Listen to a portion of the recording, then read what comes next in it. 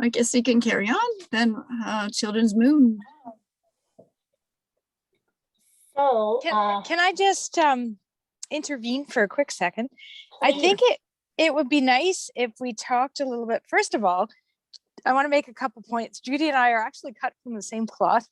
Even though she does dance workshops with the kids, I do a very similar thing with art.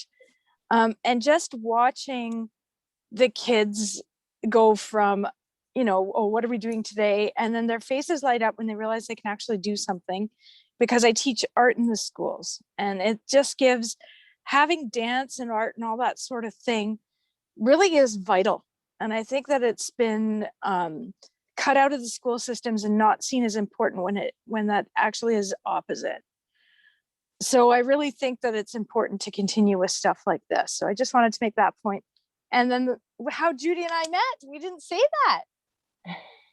Should we say? Sure. So I had gotten my business cards done at a local place in Winnipeg, and I just had a tiny image of a fairy on one of these business cards, very similar to the one I have now. And from that little tiny image, Judy had contacted me and wanted me to do the book. So it's just kind of interesting. That's all. And well, fun. I saw your illustrations and I just thought, well, that would be perfect for this book. And it was. The one little illustration, which it is. And another thing about Judy's book, which she has done, and she's not taking credit for this, something that I really like that she does that I don't think a lot of books do, is she's kind of got a story for the little kids. And the books grow with the child, meaning that if you're just going to read the story, it's geared towards your younger kids, any audience.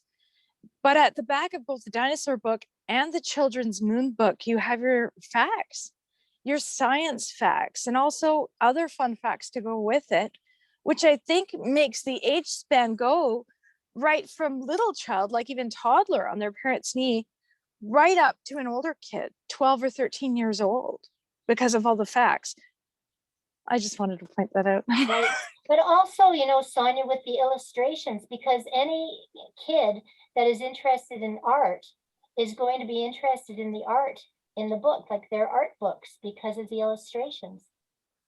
Thanks. I just wanted to point. Yeah. We have the meeting of art and science.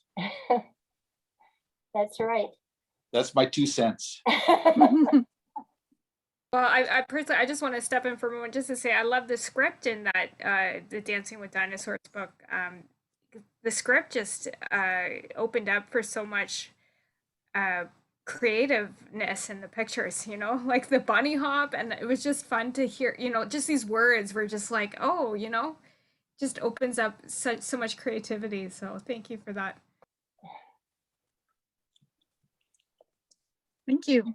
So the Children's Moon, I'll tell you, I guess, a little bit, if I can, Sure.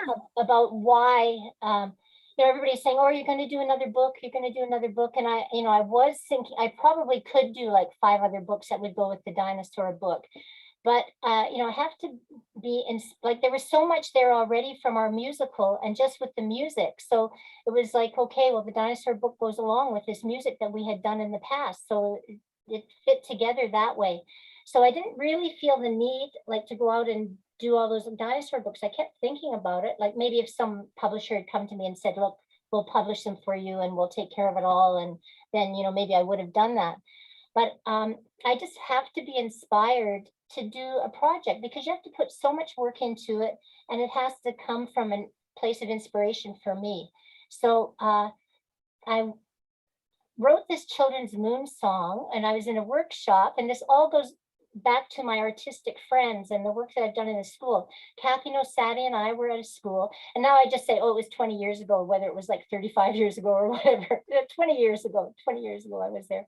So Kathy and I were in a school 20, 30, 35 years ago, I don't know, in Binscarth, Manitoba, and we were doing a dance and music workshop together.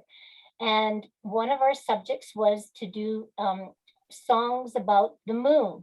And kids were writing poems about the moon, and then we were staging them, and Kathy was putting music to it. And it was like a great great workshop, great doing workshops with Kathy. And a kid came up to me and said, did you know that when the moon and the sun are out at the same time, it's called the children's moon? And I said, no, I didn't. And that was like one of those moments, right? It just went, oh, what a great idea. I've got to write a song about that. And so it just sat with me for, it didn't take too long. And I wrote this song because I was so inspired from this kid saying that. And then the song has lived with me for all these years. I've performed it just with me on ukulele, performed it at the library for a ukulele conference, and you know, different places I've sang the song. I even sang it when there was Performing Arts Lodge benefit in honor of my husband, passed away 10 years ago. And I remember singing the song there. So this song has just been with me my whole life. And I hadn't really, I performed it once with Tusha Kozub, and we did the song, I did it, danced to it, and we did it before a show. And I always kind of thought the song is more for the adults than the kids. It's just one of those songs it started off as adults, well, adults and kids together. I wasn't sure if kids would get it, but when you did dancing to it, then they would, you know, relate to the dancing. So then I went to a party, and it was at good friend Odette for Christmas. And I guess the idea was, this book took 2.5 years compared to the dinosaur book, which is 12 years.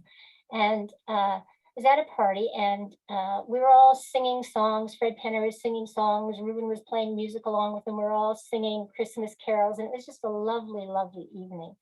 And this friend, Jeff Skinner, he was at the party, and he's got this gorgeous voice. And I was just sitting there singing to, but listening to his voice and going, oh, what a great voice you have. And he said, I just want to tell you, you know, every time I see the sun and the moon out at the same time, I think of your song. And then right at that moment, I thought, oh, that's the new book. So, you know, you have those moments of inspiration, and then I thought, well, I think this will work. And it made sense. If I like the idea of having the science the way it had worked in the dinosaur book, and then that kind of was my niche, my thing that I was doing. So right after that, I emailed Sonia, and, you know, I said, do you think this could make a good kids book? So I sent her the song, and then I got the idea of Grandma and Sonny, you know, them being together. And so she thought that it could work too. So I wanted to make sure that Sonia thought it could work. And then that's kind of where, you know, started working on it. And then this was all before the pandemic. So it turned out to be a really great thing to have a project to do during the pandemic as well. But so the children's moon, I'll read a little bit. So it starts out the same as the dinosaur book. It's based on a song or a poem. And, you know, then this one I wanted to add the story. So I've got the story of Grandma and Sonny, and then the science parts at the end.